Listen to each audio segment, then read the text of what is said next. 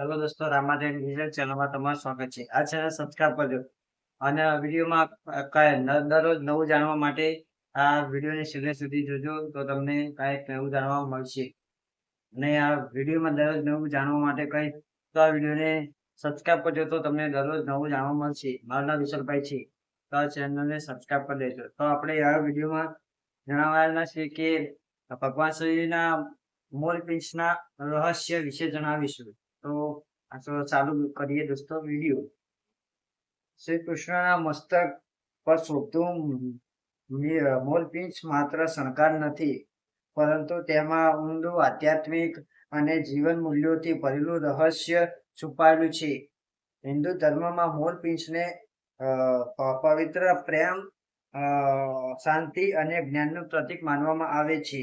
ભગવાન શ્રી કૃષ્ણ હંમેશા પોતાના મુકુટમાં મોરપીંછ ધારણ કરતા, કારણ કે તેમના દિવ્ય સ્વભાવ અને નિર્મળ ચરિત્રને દર્શાવે છે. મોરપીંછનું સૌથી મોટું રહસ્ય એ છે કે અહંકારથી મુક્ત જીવવાનો સંદેશ આપે છે. મોર ખૂબ સુંદર પક્ષી છે, આ છતાં તે પોતાના સૌંદર્યનું ગર્વ કરતું નથી. એ જ રીતે શ્રી કૃષ્ણ પણ અસીમ શક્તિ ધરાવતા હતા, છતાં અત્યંત વિનમ્ર અને પ્રેમાળ હતા.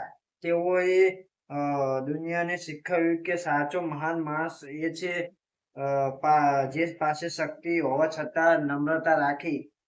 મોરપીંછમાં વિવિધ રંગો જોવા મળે છે. લીલો, વાદળી, સુવર્ણ અને જાંબલી. આ રંગો જીવનમાં અલગ અલગ ભાવોને દર્શાવે છે. વાદળી રંગ શાંતિ અને અનંત આકાશનું પ્રતીક છે, જ્યારે લીલો રંગ સમુદ્રી અને ખુશાલીનો દર્શાવે છે. શ્રી કૃષ્ણના જીવનમાં પણ પ્રેમ, કરુણા અને આનંદ અને ધર્મનો અદ્ભુત સમન્વય જોવા મળે છે. તેથી મોરપીંછ તેમના વ્યક્તિત્વનું જીવન પ્રતીક બની ગયું છે. એક લોકપ્રિય માન્યતા મુજબ મોર બ્રહ્મચર્ય અને પવિત્રતાનું પ્રતીક કહેવામાં આવે છે.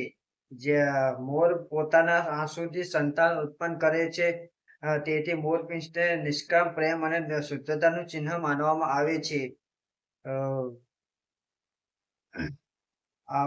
અને શ્રી કૃષ્ણનો પ્રેમ પણ નિષ્કટ અને દિવ્ય હતો. તેઓએ દરેક પ્રાણી અને માનવ સાથે પ્રેમ અને કરુણાનો વ્યવહાર કર્યો. મોરપીંછનું બીજું રહસ્ય છે કે જે તેમાં આંખ જેવા આકાર જોવા મળે છે.